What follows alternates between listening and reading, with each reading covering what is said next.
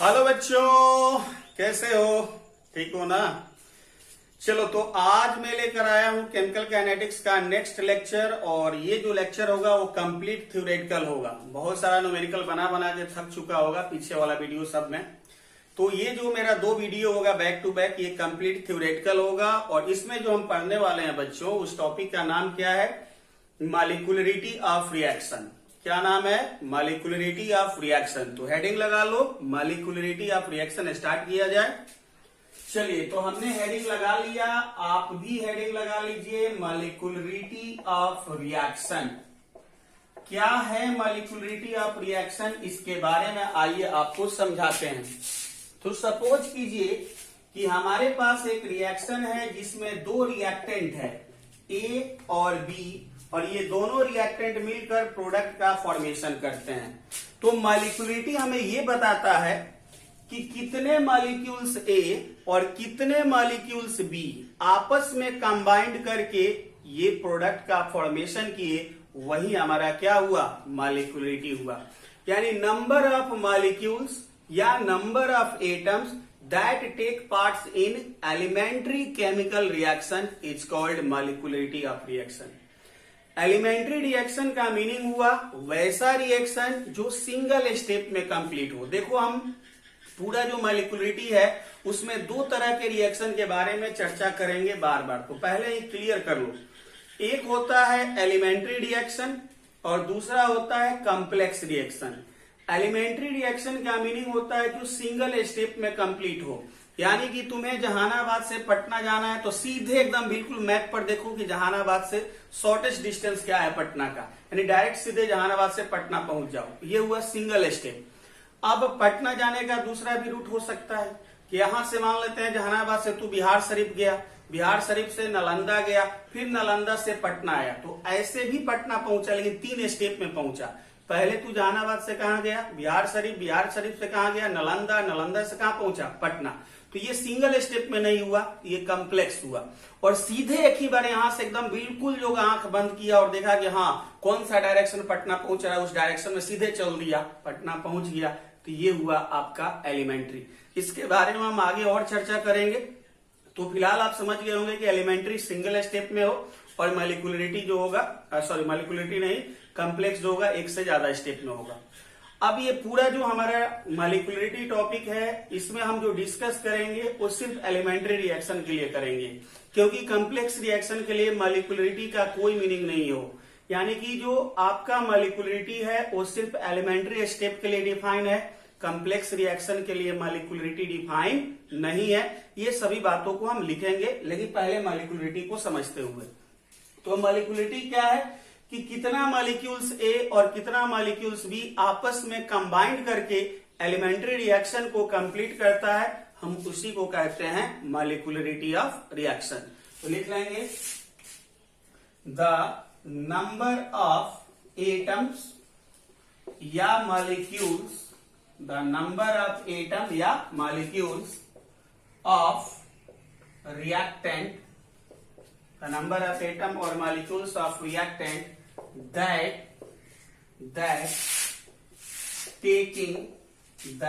taking part in elementary chemical reaction to form the product is called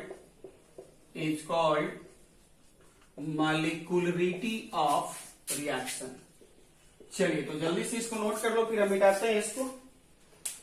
चलो, हो गया होगा, नोट हो गया होगा। अब देखो, इसका एक दूसरा भी डिफिनीशन है, इसका एक दूसरा भी डिफिनीशन है।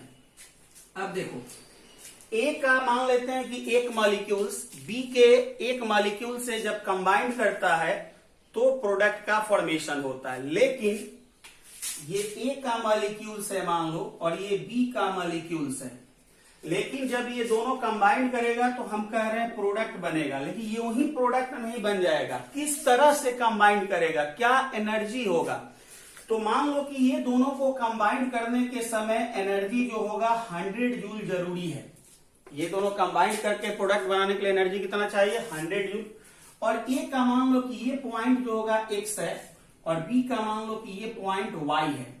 अब ए और बी जो होगा आपस में क्या कर देगा, कोलिजन करेगा जब रिएक्शन होगा। तो जब तक ये ए का x पॉइंट बी के y पॉइंट से कोलाइड नहीं होगा 100 जूल एनर्जी पे, तब तक प्रोडक्ट का फॉर्मेशन नहीं होगा।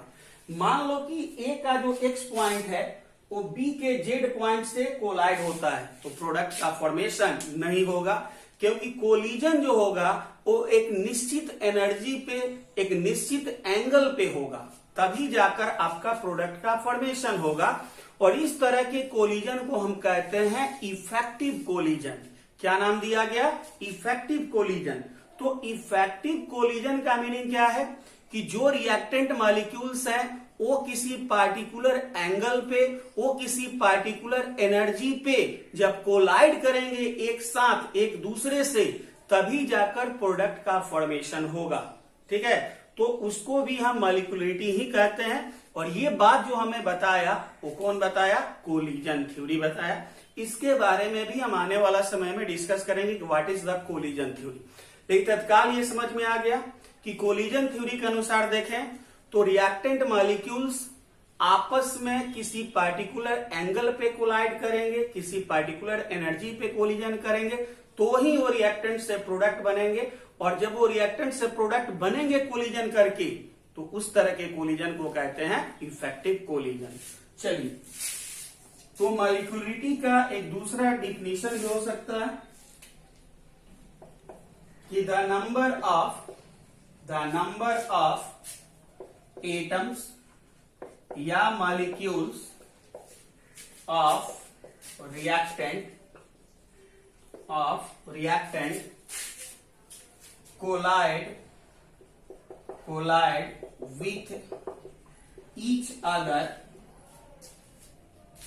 with each other simultaneously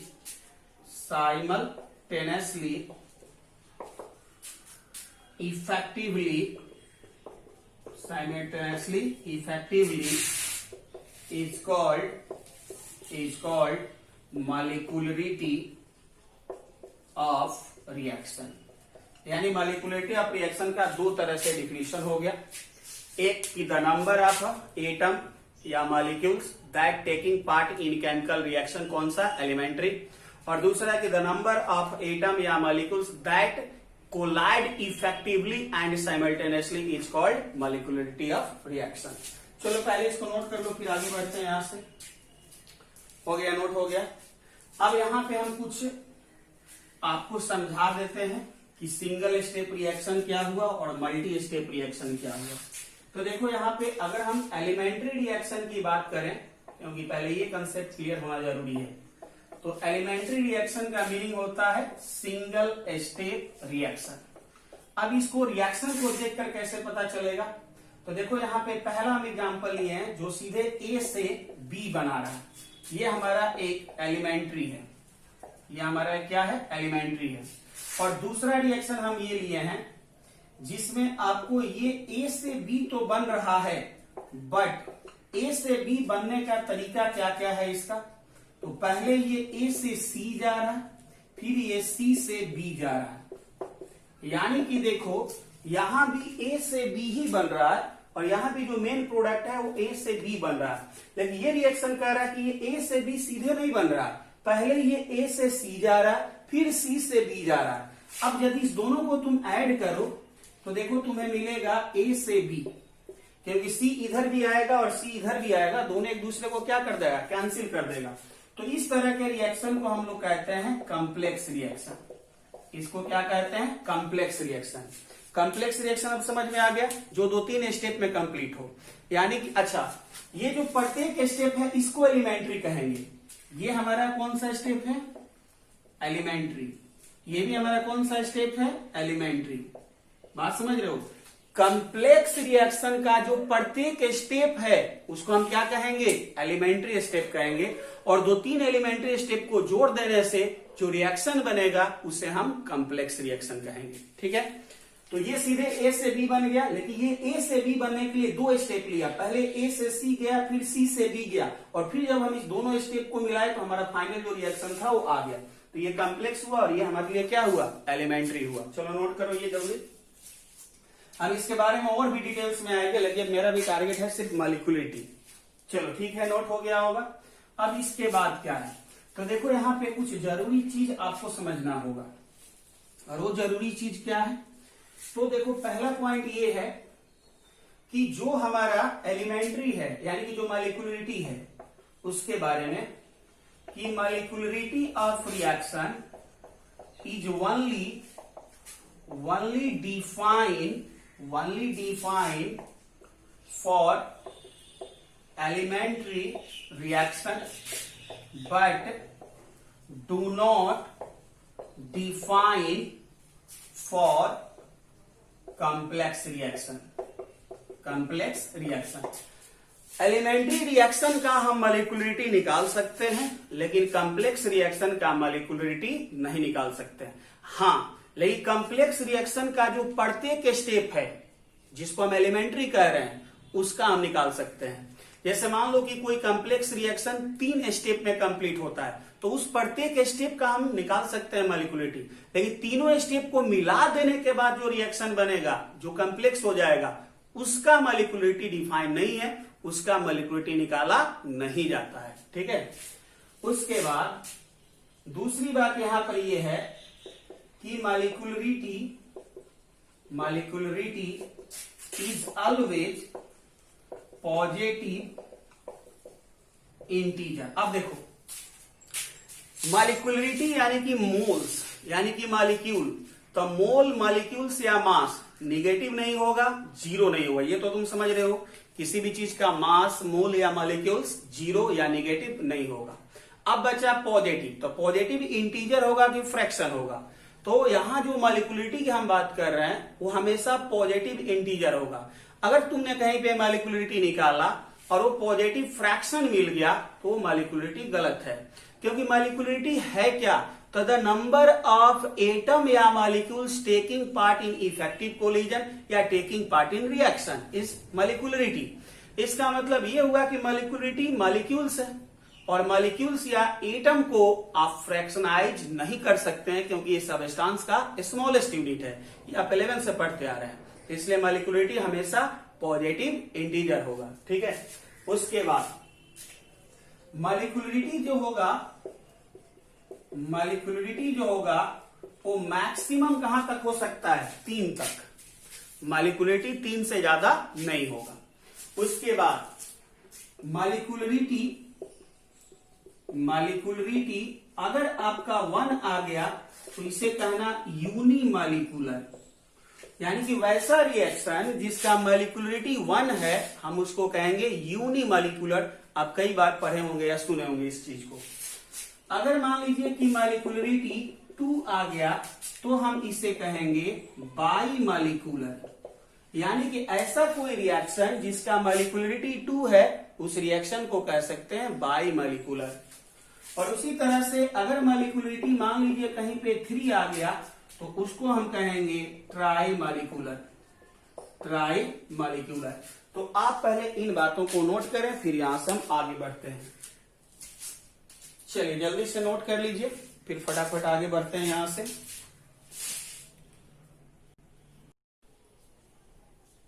चलिए आपने नोट कर लिया होगा, अब तक तो बाकी होगा नहीं, और आई होप कि यहां तक आपका कंसेप्ट क्लियर हो चुका होगा अच्छे से। तो मॉलिक्यूलरिटी का बेसिक डेफिनेशन समझ में आ गया। अब इसके बाद आगे बढ़ते हैं। मान लो, अच्छा अभी हम जो मॉलिक्यूलरिटी का जो भी हम बात करेंगे वो किसके लिए, कॉम्प्लेक्स रिएक्शन के लिए, एलिमेंट्री के लिए, तो एलिमेंट्री के लिए। ठीक है, तो यहां पे हमारे लिए जो जितना भी रिएक्शन है वो सभी रिएक्शन क्या है, एलिमेंट्री रिएक्शन, यानी जो सीधे रिएक्टेंट से प्रोडक्ट बन जाता है, यानी सीधे क्लास से घर जाता है, ऐसा नहीं कि बीच में कहीं कहीं घूम घूम के जाता है। ठीक है, अब यहां पर देखो, मान लो कि ये A है प्लस B है और यहां पे प्रोडक्ट है P। इसके लिए रेट दिया हुआ है, rate equal to KA into B।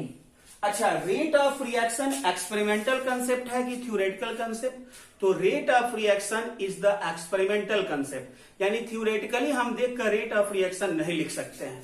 तो ये कहां से आएगा? फ्रॉम एक्सपेरिमेंट आएगा, फ्रॉम एक्सपेरिमेंट। चलो ठीक है। अब देखो यहां पर अगर हमसे किसी ने पूछा कि मॉलिक्यूलरिटी ऑफ रिएक्शन बताओ, तो मॉलिक्यूलरिटी ऑफ रिएक्शन क्या है? Number of reactant molecules that taking part in reaction या that taking part in effective collision.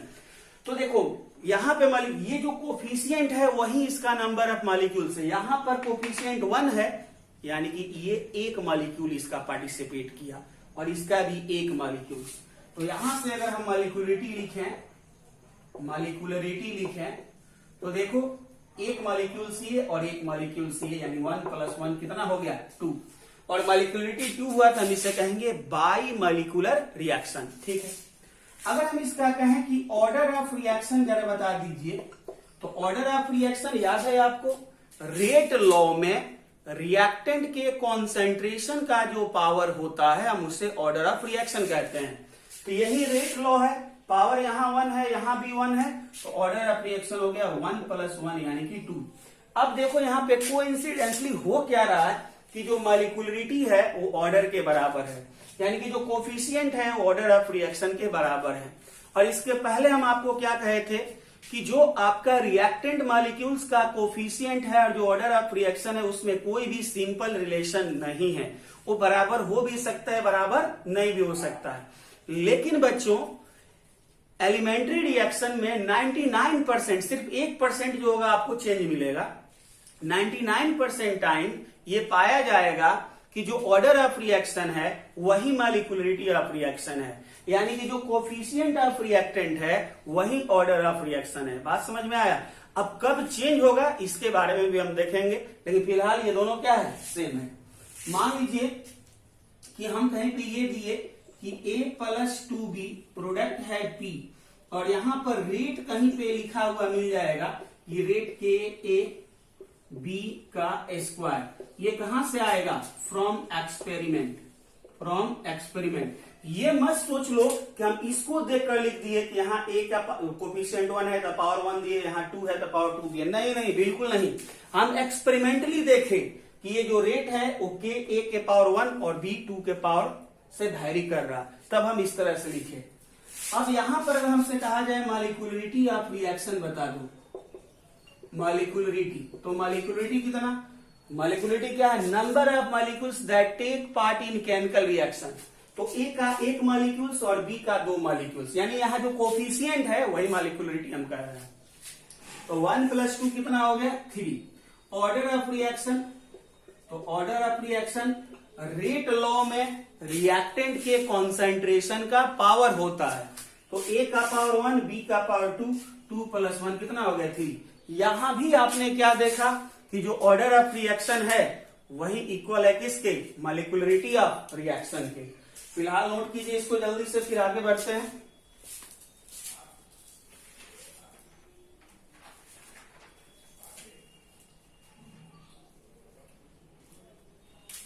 हो गया? चलिए नोट हो गया होगा। अब इसके बाद दूसरा एग्जांपल लेते हैं।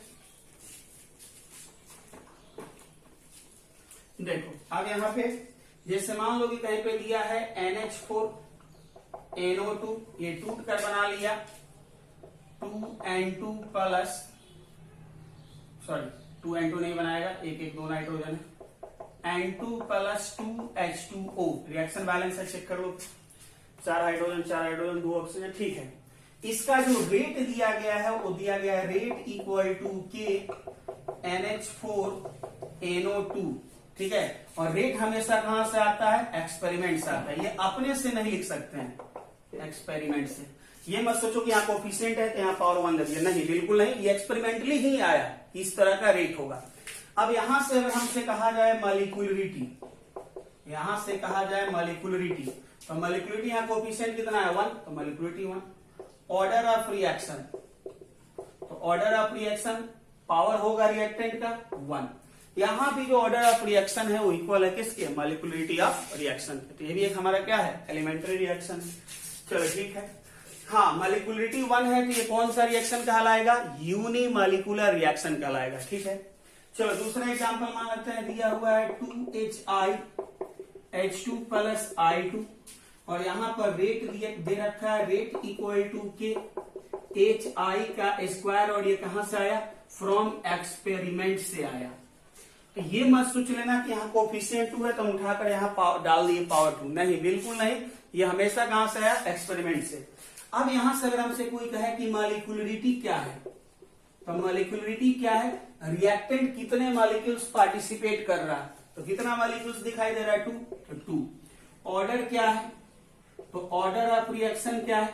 तो ऑर्डर ऑफ रिएक्शन पावर होगा है कॉन्सेंट्रेशन का रिएक्टेंट का, कितना है? 2। मॉलिक्यूलरिटी 2 है, इसलिए हम इसको क्या कहेंगे? यूनिमॉलिक्यूलर की बाई मॉलिक्यूलर, तो बाई मॉलिक्यूलर। जल्दी से नोट करो।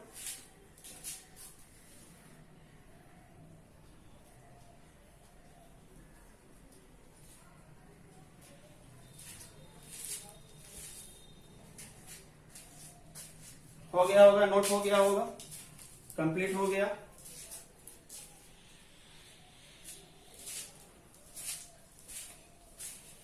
चलो एक और एग्जांपल लेते हैं।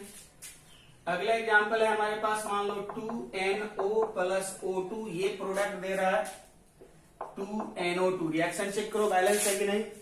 2 नाइट्रोजन 2 और नाइट्रोजन 4 ऑक्सीजन 4 ऑक्सीजन, सही है। इसका जो रेट दे रखा है वो दे रखा है KNO का स्क्वायर O2, कहां से? फ्रॉम एक्सपेरिमेंट से, फ्रॉम एक्सपेरिमेंट से। अब ध्यान से देखो, ये भी एक एलिमेंट्री रिएक्शन है, क्योंकि हम पहले ही लिख चुके हैं कि ऑल रिएक्शन है एलिमेंट्री। ठीक है, हाँ, अगर तुमसे कोई कहे कि नहीं, अगर मान लो कि ये क्या है, एलिमेंट्री रिएक्शन नहीं है, कैसे है, तो एलिमेंट्री रिएक्शन का 99% यही मान लो कि जो ऑर्डर ऑफ रिएक्शन है वही मॉलिक्यूलरिटी ऑफ रिएक्शन होगा, सिर्फ 1% जगह चेंज होगा, हम उसके बारे में भी चर्चा करेंगे। तो यहां से फिलहाल अगर हम मॉलिक्यूलरिटी कहें, क्योंकि पहले मॉलिक्यूलरिटी लिखना है, तो इसका 2 मॉलिक्यूल्स, इसका 1 मॉलिक्यूल्स, तो 3 हो गया।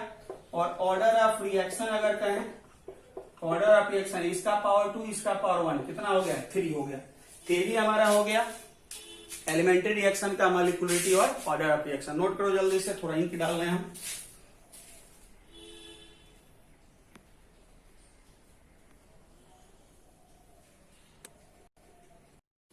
चलो ठीक है, अब यहां पे अगला एक और एग्जांपल लेते हैं। एक और एग्जांपल लेते हैं। मान लो कि हमारे पास है, सपोज करो कि CH3CHO ये टूट कर बना रहा है CH4 प्लस CO।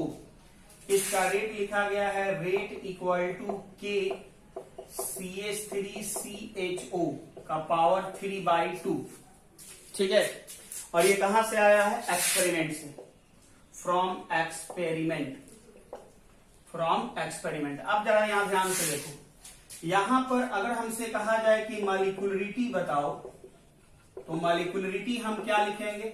तो इसका एक ही मॉलिक्यूल है, यानी मॉलिक्यूलरिटी कितना हो गया? 1। यहां पर हमसे कहा जाए कि ऑर्डर ऑफ रिएक्शन बताओ, तो ऑर्डर ऑफ रिएक्शन पावर होता है जो कितना हो गया? 3/2। अब बताओ कि ये जो तुम लिखे हो, ये गलत लिखे हो कि सही लिखे हो? ये डेफिनेटली गलत लिखे हैं। क्यों गलत है, जरा समझने की कोशिश करो। ऑर्डर ऑफ रिएक्शन के बारे में हम पहले बता चुके हैं कि ऑर्डर ऑफ रिएक्शन निगेटिव हो सकता है, पॉजिटिव हो सकता है, 0 हो सकता है, फ्रैक्शन हो सकता है। लेकिन मॉलिक्यूलरिटी ऑफ रिएक्शन हमेशा पॉजिटिव इंटीजर होगा। तो यहां जो मॉलिक्यूलरिटी ऑफ रिएक्शन है वो कितना है? 1 है, यानी कि पॉजिटिव इंटीजर है। सही है, तो मॉलिक्यूलरिटी ऑफ रिएक्शन में भी कोई गलती नहीं है, ऑर्डर ऑफ रिएक्शन में भी गलती नहीं लगी। इसके बाद भी हम कह रहे हैं कि गलत है। तो गलत क्या है, जरा ध्यान से देखो कि यहां जो मॉलिक्यूलरिटी ऑफ रिएक्शन है, क्या वो ऑर्डर ऑफ रिएक्शन के बराबर है? मॉलिक्यूलरिटी बराबर है क्या ऑर्डर ऑफ रिएक्शन के? नहीं बराबर है ना, इसलिए क्या है? गलत है। इसलिए क्या है? ये गलत है, क्योंकि एलिमेंट्री रिएक्शन में सिर्फ एक ही स्पेशल केस है जहां पे order of reaction molecularity of reaction के बराबर नहीं होगा। ठीक है, लेकिन वो केस अभी तक तुम पढ़ा नहीं है। अभी तक तुम जितना पढ़ा है वो सभी जगह पे मॉलिक्यूलरिटी ऑफ रिएक्शन है इक्वल किसके? ऑर्डर ऑफ रिएक्शन के, जो यहाँ पे नहीं हो रहा है। इसका मतलब ये जो रिएक्शन है ये एलिमेंट्री रिएक्शन नहीं है, ये क्या है, कॉम्प्लेक्स रिएक्शन है। यानी हम लिख सकते हैं कि above reaction is the complex reaction.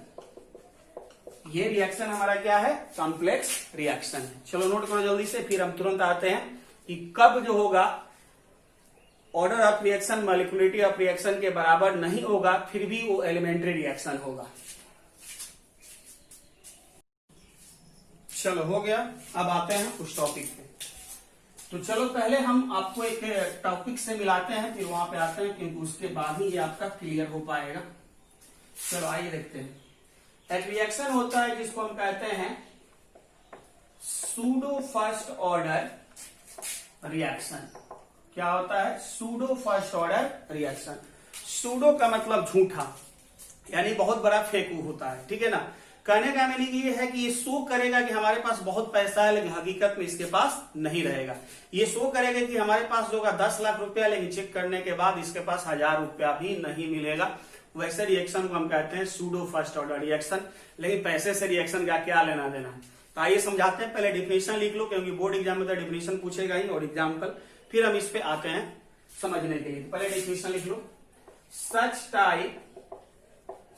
Type of chemical reaction which is shows higher order of reaction but follows the first order kinetics is called pseudo first order reaction. यानी उस तरह का रिएक्शन जो हायर ऑर्डर ऑफ रिएक्शन को show करे, यानी कहे कि हमारा ऑर्डर ऑफ रिएक्शन 2 है, 3 है, 4 है, लेकिन एक्चुअल में फॉलो किसको करे, फर्स्ट ऑर्डर काइनेटिक्स को। तो अगर फर्स्ट ऑर्डर काइनेटिक्स को फॉलो कर रहा है तो हम उसे फर्स्ट ऑर्डर का रिएक्शन कहेंगे। अगर वो सेकंड ऑर्डर को फॉलो कर रहा है तो सेकंड ऑर्डर को कहेंगे। अगर थर्ड ऑर्डर काइनेटिक्स को फॉलो कर रहा है तो थर्ड ऑर्डर रिएक्शन हुआ। तो कहने के लिए या दिखाने के लिए दूसरे से तो ये कह रहा है कि हम सेकंड ऑर्डर के हैं, थर्ड ऑर्डर के हैं, फोर्थ ऑर्डर के हैं, लेकिन फॉलो किसको कर रहा है, किस इक्वेशन को फॉलो कर रहा है, किस कंडीशन को फॉलो कर रहा है, तो फर्स्ट ऑर्डर को। तो दिखाने के लिए जो दिखाना है दिखाइए, लेकिन आप खर्च क्या कर रहे हैं, आप फॉलो क्या कर रहे हैं, तो फर्स्ट ऑर्डर, इसलिए आप हुए फर्स्ट ऑर्डर। तो दिखा रहे हैं सेकंड, थर्ड, फोर्थ, लेकिन फॉलो कर रहे हैं फर्स्ट ऑर्डर, इसलिए नाम हुआ pseudo first order reaction. Note करो जल्दी से। चलो हो गया। अब एक एग्जाम्पल भी यहां पर लिख लो, एक एग्जाम्पल भी यहां पर इसका लिख लो। तो जैसे कि मान लो कि हम ले लिए C2H5 C2H5 प्लस H2O। अब यहां पर ये सिर्फ लिखा रहेगा एक्सिस, वाटर के क्या लिखा रहेगा, एक्सिस, और ये बना लेगा आपका C2H5 COOH प्लस C2H5OH। ठीक है, पहले तुम जो है इतना नोट कर लो। जब भी एग्जाम में पूछेगा कि what is the pseudo first order reaction, तो पहले इतना लिख देना, उसके बाद एक एग्जाम्पल दिखा देना, तुम्हारा जो 1-2 नंबर होगा वो मिल जाएगा। ठीक है, चलो नोट कर लो पहले अच्छे से। हो गया, हाँ ठीक है, नोट हो गया। अब इसको समझने की बारी है, और इससे मॉलिक्यूलरिटी कैसे रिलेटेड है उस पर डिस्कशन की बारी है। तो पहले तो नोट कर ही लिया अच्छा से, लेकिन समझ में नहीं आया कि होता कैसे। तो देखो यहाँ पे मान लो कि ये A है और दूसरा B है, ये दोनों मिलकर प्रोडक्ट दे रहा है T। ठीक है, ध्यान से समझना मेरी बात को। टाइम t इक्वल टू 0 पे ये मान लो कि 1m था और ये जो था 100m था, यानी A का कॉन्सेंट्रेशन 1 मोल पर लीटर था, B का कॉन्सेंट्रेशन 100 मोल पर लीटर था। अब देखो, अगर ये 1 मोल खत्म होगा तो ये भी 1 मोल खत्म होगा, ये अगर 2 मोल खत्म होगा तो ये 2 मोल खत्म होगा। अगर यहाँ पे 2 रहता तब क्या होता कि ये 1 मोल खत्म होगा तो ये 2 मोल खत्म होगा। यहाँ पे मान लेते हैं कि अगर 1/2 रहता तब क्या होता, ये 1 मोल खत्म होता तो ये 1/2 मोल खत्म होता। चलो ठीक है, तो ये 1 खत्म होगा तो ये भी कितना खत्म होगा, 1 खत्म होगा। ठीक है, अब t इक्वल टू t पे मान लो कि रिएक्शन खत्म हुआ, तो ये ज्यादा से ज्यादा कितना खत्म होगा, 1। ये ज्यादा से ज्यादा कितना खत्म होगा, 100। अब रिएक्शन से अगर प्रोडक्ट बनाना है तो सिर्फ क्या A से प्रोडक्ट बन जाएगा, क्या सिर्फ बी से बन जाएगा कि ए और बी दोनों मिलकर बनाएगा? और दोनों को कितना मिलाना है? बराबर बराबर मिलाना है। तो ये मैक्सिमम कितना मिला सकता है? 1। 1 अगर इसका खत्म हो गया तो ये बचेगा कितना? 0, क्योंकि मैक्सिमम कितना है? 1। रिएक्शन खत्म हो गया, तो रिएक्शन खत्म हो गया मतलब जो होगा ये खत्म हो गया, ये खत्म हो गया तो बचा कितना? 0। तो बताओ बी कितना बचेगा? तो बी बचेगा 999, क्योंकि ये अगर एक खत्म होगा तो ये भी एक खत्म, तो ये मैक्सिमम एक ही है, तो ये अपना खत्म होकर 0 आ गया, तो ये भी इसी के बराबर खत्म हुआ, तो कितना बचा? 999। यानी कि अगर हम इस रिएक्शन का रेट लिखें तो रेट इक्वल टू क्या लिखेंगे? के ए इंटू बी। ठीक है। अच्छा, ये जो होगा एलिमेंट्री रिएक्शन है, ये पहले ही हम बता चुके हैं कि ये कौन सा रिएक्शन है? एलिमेंट्री रिएक्शन है। तो एलिमेंट्री रिएक्शन में क्या, जो कोफिशिएंट होगा वही इसका ऑर्डर ऑफ रिएक्शन, तो ये 1, ये 1। अब यहां पर ये 999 नहीं, 99 एक्चुअल में 99 है। जो 99 है वो लगभग क्या है? 100 m के बराबर। यानी जो रिएक्शन जो कंप्लीट हुआ वो किसके ऊपर डिपेंड किया? ए के ऊपर डिपेंड किया कि बी के ऊपर डिपेंड किया? तो रिएक्शन ए के ऊपर डिपेंड किया, क्योंकि ए ही तो कम था ना। ए खत्म हो गया तो बी भी रिएक्शन करना बंद कर दिया, क्योंकि जितना ए देगा उतना ही बी देगा, तो ये अपना देकर 0 हो गया, तो बी भी 1 m देकर कितना बचा हुआ है? 999। यानी हम ये कह रहे हैं कि जब ये रिएक्शन कंप्लीट हुआ तो इस रिएक्शन से प्रभावित कौन हुआ? किसके ऊपर इफेक्ट हुआ? ए के ऊपर कि बी के ऊपर? सोच के बताओ। जी हाँ, बिल्कुल सही सोच रहे हैं। जब ये रिएक्शन कंप्लीट हुआ तो ए जो है वो पूरी तरह से बर्बाद हो गया, उसके पास जितना पूंजी था वो खत्म होकर 0 हो गया। लेकिन बी पहले भी 100 था, अभी भी 99 यानी कि लगभग 100 है। यानी ये रिएक्शन जो होगा वो इफेक्ट किसको किया? ए को कि बी को? तो ए को। यानी ये रिएक्शन का जो रेट होगा वो किसके ऊपर डिपेंड करेगा? ए के ऊपर कि बी के ऊपर? तो ए के ऊपर, क्योंकि ये खत्म हो रहा है, बी तो जस का तस है। तो यहां से हम ये क्या कह सकते हैं कि रेट इक्वल टू के डैश इंटू कॉन्सेंट्रेशन ऑफ ए। अब ये के डैश क्या है? तो देखो बी जो होगा ये ऑलमोस्ट क्या है? कांस्टेंट है। बी ऑलमोस्ट क्या है? कांस्टेंट है रिएक्शन होने के बाद, तो ये एक कांस्टेंट और के भी कांस्टेंट, तो कांस्टेंट इंटू कांस्टेंट, एक नया कांस्टेंट जिसका नाम क्या दे दिए? के डैश। यहां पर के डैश वेयर, यहां पर के डैश का मतलब क्या है? के इंटू कॉन्सेंट्रेशन ऑफ बी। अब देखो यहां से नाउ जो रेट है वो क्या दिखाई दे रहा है? के डैश इंटू ए। यानी कि अब जो रेट है वो सिर्फ किसके कॉन्सेंट्रेशन में दिखाई दे रहा है? ए के कि बी पे? ए के। आप देखो यहां से अगर हम यहां मॉलिक्यूलरिटी ऑफ रिएक्शन पूछें तो मॉलिक्यूलरिटी ऑफ रिएक्शन क्या है? Number of molecules taking part in reaction. तो ए भी रिएक्शन में भाग लिया था, बी भी रिएक्शन में भाग लिया। हाँ, ये बात सही है कि ये पूरी तरह से 0 हो गया, लेकिन बी के ऊपर कोई चेंज नहीं हुआ। लेकिन जितना ए खर्च हुआ उतना ही बी खर्च हुआ, तो बी भी तो रिएक्शन में भाग लिया। तो एक मॉलिक्यूल से इसका, एक मॉलिक्यूल से इसका, यानी मॉलिक्यूलरिटी कितना हो गया? 2 हो गया। सही बात है। अब ऑर्डर ऑफ रिएक्शन बताओ। तो ऑर्डर ऑफ रिएक्शन क्या होता है?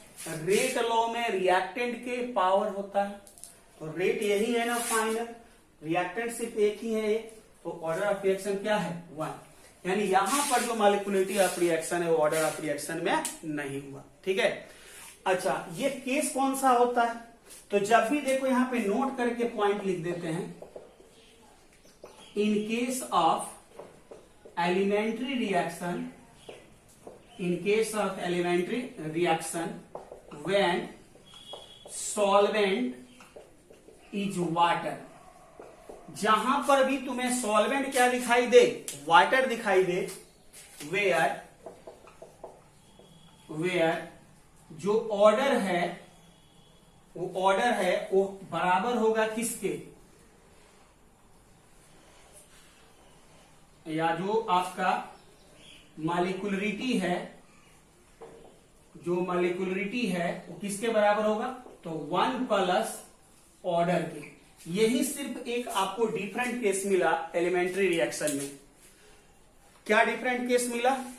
कि अगर सॉल्वेंट हमारा वाटर है, जैसे कि रिएक्शन में 2 हमारा रिएक्टेंट है, एक कोई दूसरा है और दूसरा वाटर, यानी एक वाटर है और दूसरा एक और कोई है। तो जैसे वाटर तुम देख लो, यानी कि दो रिएक्टेंट के बीच में एक वाटर देख लो और वो एलिमेंट्री है, तो कंफर्म हो जाओ कि जो उसका मॉलिक्यूलरिटी है उससे ऑर्डर एक कम होगा, क्योंकि कहीं ना कहीं चल के ये रिएक्शन क्या होने वाला है, pseudo first order reaction show करने वाला है। तो सिर्फ जहां पे सॉल्वेंट वाटर है एलिमेंट्री रिएक्शन में, वहीं पे molecularity of reaction order of reaction के बराबर नहीं होगा। बाकी तुम जितना भी केस लेगा, बाकी तू एलिमेंट्री का जितना भी केस लेगा, उस सभी जगह पे order of reaction molecularity of reaction के इक्वल होगा। लेकिन कब इक्वल नहीं होगा, तो दो रिएक्टेंट में जब एक वाटर है और रिएक्शन क्या है, एलिमेंट्री, तो वहां पे order of reaction molecularity of reaction के इक्वल नहीं होगा, ऑर्डर ऑफ रिएक्शन मॉलिक्यूलरिटी से कम होगा, और ये स्पेशल टाइप ऑफ रिएक्शन बनता है जिसको कहते हैं सूडो फर्स्ट ऑर्डर रिएक्शन। चलो इसको नोट करो जल्दी से। चलो ठीक है, अब एक दो एग्जांपल ले लेते हैं सूडो फर्स्ट ऑर्डर का। एक तो दे चुके हैं, अब उसको समझा देते हैं। जो पहले एग्जांपल लिए थे, यहां तक समझ में आ ही गया होगा। चलो ठीक है, फटाफट देखो। जैसे हम लोग एग्जांपल लेते हैं जिसको हम लोग कहते हैं हाइड्रोलिसिस ऑफ ईस्टर। ईस्टर पहचानते हो, कभी ना कभी देखा होगा। तो देखो यहाँ पे सपोज करो कि हमारे पास है CH3 COO C2H5, ये ईस्टर है। RCOOR ईस्टर होता है। हाइड्रोलिसिस करने का मतलब इसको जब वाटर में डालेगा ये प्रोडक्ट बनाता है CH3COOH प्लस C2H5OH। अब देखो यहाँ पे ये एक एलिमेंट्री रिएक्शन है। कौन सा रिएक्शन है बच्चों, एलिमेंट्री रिएक्शन है। तो यदि एलिमेंट्री रिएक्शन है तो इसका अगर हमसे कहा जाए कि मॉलिक्यूलरिटी बताओ, तो मॉलिक्यूलरिटी एक मॉलिक्यूल सी है, एक मॉलिक्यूल सी है, कितना हो गया, 2। और अगर तुम इसका ऑर्डर लिख देगा, ऑर्डर ऑफ रिएक्शन कितना, 1 + 1 2, तो ये गलत हो जाएगा। ऑर्डर ऑफ रिएक्शन सही कितना होगा, तो 1। क्यों, क्योंकि एलिमेंट्री रिएक्शन में हमने अभी समझाया था ना कि एलिमेंट्री रिएक्शन में अगर आपका दो रिएक्टेंट है, तो एक ये है दूसरा ये है, और दोनों में से एक अगर वाटर है तो डेफिनेटली वो क्या है, सूडो फर्स्ट ऑर्डर। और अगर ये रिएक्शन सूडो फर्स्ट ऑर्डर है तो जो इसका मॉलिक्यूलरिटी होगा उससे ऑर्डर एक कम होगा। यानी कि 3 कंडीशन है। कंडीशन नंबर 1, रिएक्शन क्या होना चाहिए, एलिमेंट्री। कंडीशन नंबर 2, दोनों रिएक्टेंट में एक क्या होना चाहिए, वाटर। तो कंडीशन नंबर 3, जो इसका मॉलिक्यूलरिटी दिख रहा है ऑर्डर उससे कम होगा। और ये एग्जांपल किसका होगा, सूडो फर्स्ट ऑर्डर का। कैसे होगा, तो अगर हम इसका रेट लिखें तो रेट इक्वल टू क्या लिखेगा, rate equal to K CH3 COOC2H5 into water. लेकिन वाटर हमेशा क्या रहेगा, एक्सेस रहेगा, क्योंकि वाटर यहाँ पे सॉल्वेंट के रूप में यूज होगा और सॉल्वेंट हमेशा क्या होता है, एक्सेस। अब वाटर जब एक्सेस है, इसका मतलब ये रिएक्शन होने के बाद खत्म हो जाएगा और ये बचा हुआ ही रहेगा। समझ रहे हो बात क्या कर रहे हैं, जो एक्सेस है, जो बहुत ज्यादा है, वो रिएक्शन कंप्लीट होने के बाद ऑलमोस्ट क्या रहेगा, सेम रहेगा। जितना पहले था रिएक्शन के बाद भी उतना ही रहेगा। यानी रिएक्शन कंप्लीट होने से वाटर में कोई विशेष चेंज नहीं रहा। यानी वाटर क्या रह गया यहाँ पे, कांस्टेंट। बात समझ रहे हो। और वाटर अगर कांस्टेंट है तो rate equal to constant into constant, एक नया कांस्टेंट मिला जिसको K डैश कहेगा, CH3COOC2H5। अब देखो यहाँ पावर कितना है, 1, इसलिए ऑर्डर ऑफ रिएक्शन कितना हुआ, 1। लेकिन रिएक्शन में तो ये भी भाग लिया था, ये भी भाग लिया था। ये अलग चीज है कि वाटर रिएक्शन के बाद भी ऑलमोस्ट वही है, लेकिन भाग तो लिया था। तो मॉलिक्यूलरिटी क्या है कि कितने मॉलिक्यूल्स भाग लिए रिएक्शन में, तो एक मॉलिक्यूल से इसका, एक मॉलिक्यूल से इसका, इसलिए मॉलिक्यूलरिटी 2, लेकिन ऑर्डर ऑफ रिएक्शन 1। चलो नोट करो जल्दी से इसको, फटाफट नोट करो। चलो एक और लेते हैं एग्जांपल। हाइड्रोलिसिस ऑफ ईस्टर हो गया। इसके बाद एक और बहुत ही कॉमन एग्जांपल है, ये दोनों एग्जांपल ध्यान रखना, जिसको हम लोग कहते हैं inversion of cane sugar. Inversion of cane sugar. अब इन्वर्जन ऑफ कैन शुगर का मतलब क्या होता है कि कैन शुगर के जो वाटर में डालते हैं तो ग्लूकोज और फ्रुक्टोज में टूट जाएगा, एक क्लॉकवाइज रोटेट करेगा, एक एंटी क्लॉकवाइज करेगा। तो C12 प्लस H2O ये बना लेता है C6H12O6, C6H12O6। एक ग्लूकोज है, एक फ्रुक्टोज है, फॉर्मूला सेम है दोनों का, लेकिन स्ट्रक्चर डिफरेंट होता है। आइसोमेरिज्म पढ़े हो ना, सेम फॉर्मूला होता है लेकिन स्ट्रक्चरल फॉर्मूला डिफरेंट, इसलिए फिजिकल और केमिकल प्रॉपर्टीज भी डिफरेंट। तो ये एक को क्लॉकवाइज रोटेट करता है, दूसरे को एंटी क्लॉकवाइज। किसको? प्लेन पोलराइज्ड लाइट को। खैर उसके बारे में चर्चा नहीं करना है।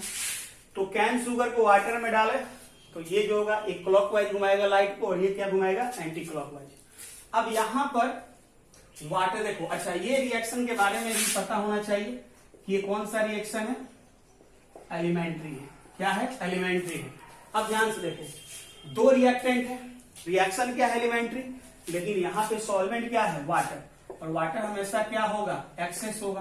तो जब हम इसका रेट लिखेंगे तो रेट इक्वल टू के C12H22O11 इंटू H2, लेकिन वाटर तो बहुत ज्यादा है, तो रिएक्शन जब कंप्लीट होगा तो ये जो कैन शुगर है वो समाप्त हो जाएगा 0, और ये पहले जैसा ही बचा रहेगा, ऑलमोस्ट सेम रहेगा, इसमें कोई विशेष चेंज नहीं रहेगा, मतलब ये क्या रहेगा?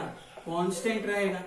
अब देखो ये भी कांस्टेंट, ये भी कांस्टेंट, कांस्टेंट इनटू कांस्टेंट, एक नया कांस्टेंट, यहां से रेट इक्वल टू K-C12H22O11। ठीक है, K डैश अगर कोई पूछे कि K डैश क्या होगा, तो K डैश क्या होगा? K into concentration of water, ये हमारा क्या? K dash.